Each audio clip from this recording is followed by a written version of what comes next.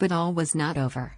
Eschewing the use of the trumpet, Red Cloud's voice again filled the room. "I have something for all of you," he said. During the next 2 minutes he presented each sitter with a jewel, varying in size from tiny little brilliants to hexagonally cut pieces of onyx and jet measuring 1 1/4 inch in length. Gifts such as these are known as apports. They are highly treasured by those lucky enough to receive them, and were especially cherished on the present occasion as mementos of a particularly memorable evening.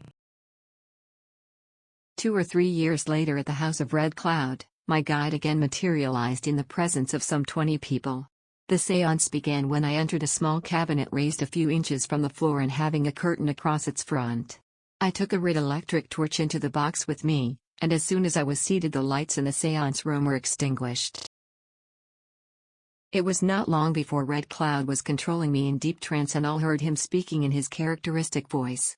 For a full description of what occurred I am indebted to Maurice Barbonell, who was present and who wrote this account in the Psychic News.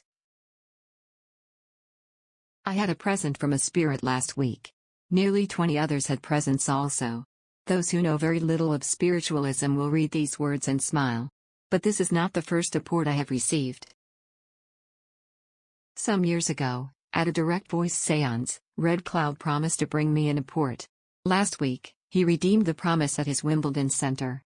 The occasion was rather a special one. Once a year, Red Cloud holds a séance for the benefit of those who are closely associated with him. It is a sort of annual reunion, almost a party in fact. He had previously asked for 2 luminous plaques and a red torch to be brought into the séance room, so we knew there were going to be materializations. The séance was an evening of laughter and joking. It was not doleful and weird, as our opponents think sittings usually are. Red Cloud insisted on bright conversation.